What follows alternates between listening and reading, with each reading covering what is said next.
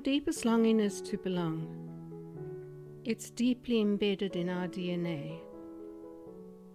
Our need to survive is linked to belonging.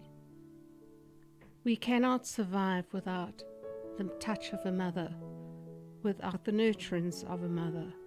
And if the mother is not there, we will either die unless someone else takes over. There is no such thing as an infant on its own. An infant on its own can have no life. So as human beings, our lives are very dependent on attachment, and this longing never quite goes away. The theory around psychology and psychopathology is so much more linked to early attachment trauma.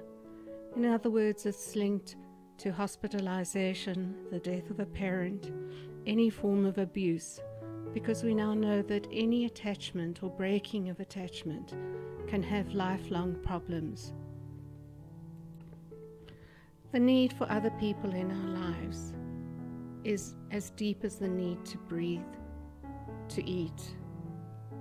Without it, we are so lost. When I visit Kruger, I always have great fun watching the primates, watching the baboons and monkeys. They resemble us in so many ways. One way is the way they care for their young. They are so protective. It is the one time where a little vervet monkey will put its own life in danger. Elephants are the most wonderful mothers. Elephants are actually very understanding creatures.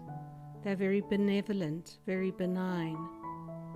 But if they think their young is going to be attacked, if they feel that their young is going to be threatened, they will kill. I have a little dog, Mickey. Well, he's not so little, but I picked up on the side of the road. He had been abandoned, and he must have been only about 6 weeks at the time. Mickey's always been a bit of a problem, but eventually I managed to get him to settle down a little bit and become one of the pack. But he's always somehow been a little bit more agitated, sometimes more aggressive, more unpredictable. He's now 6 years old, and he recently had to undergo an operation. It was quite a serious operation, and it meant spending the night in the surgery. I didn't really think much of the later effects until I brought him home.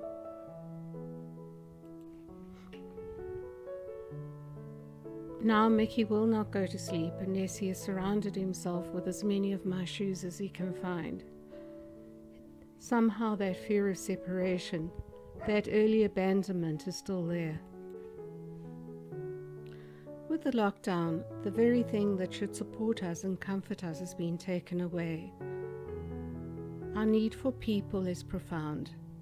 Our need for significant people is what we need in our lives.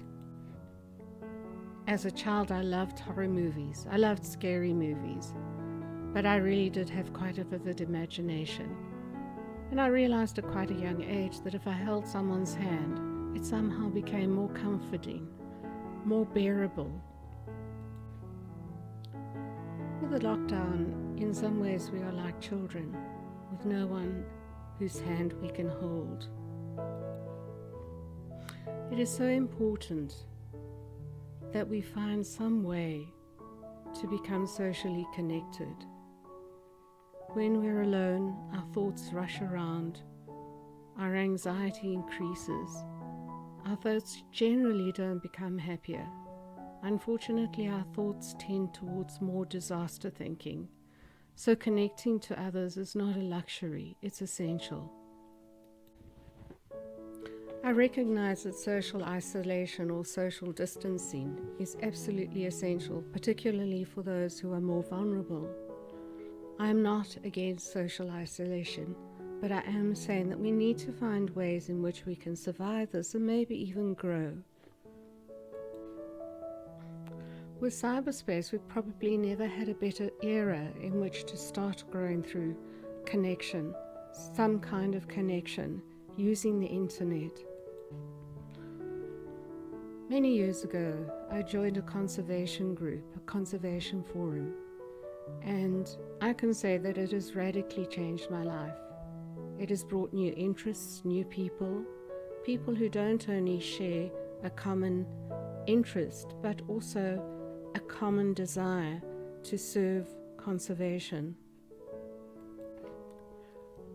I'm urging people to use this opportunity to broaden their interests, to look at the one thing that really has motivated them in the past. Wildlife, conservation, nature, that has always been something that has interested me. And now I'm interested in photography, in birding. It has increased my scope of knowledge, and it has increased a certain quality of life that I might not have had without it. I realize that the internet is the new language, is the one common language that we all speak. It seems such a simple message to some, but not to all. I think a lot of people don't recognize that at this point, at this moment in our life, the internet is becoming our connection, our lifeline. Our need to belong and our longing to belong can be served here. To the younger generation, this might be self-evident knowledge. I realize that just as in my generation there was a generation gap between the Beatles and Bing Crosby, in this generation there's a generation gap between oral language and computer language. Computer speak is now the most important form of connection in this time of isolation. It also helps us to feel more connected during a period of immense disconnection. The internet does have its dangers. I never knew what the term trolling meant until I became involved in the internet.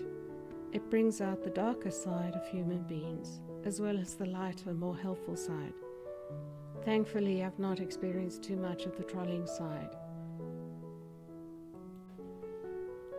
So I am going to say, think about where your deepest desire to connect is. Think about your interests. Think about what really inspires you. Think about where you are going to go once this is all over, where you would like to go. And start now doing your research. Join teams, join people, see what websites are available. There's already a whole network of friendships, a whole network that is waiting to be explored. I do log on every morning, and I spend the first hour of my morning catching up, meeting friends again, seeing how people are doing, and it just takes the edge off crazy, and it takes the edge off the sense of being isolated. Listening to other people's opinions, it helps to broaden your own insight. So I am going to say to you, in terms of the isolation, do that. Choose carefully, because when you choose carefully, you might well be choosing your new career. Thank you and goodbye.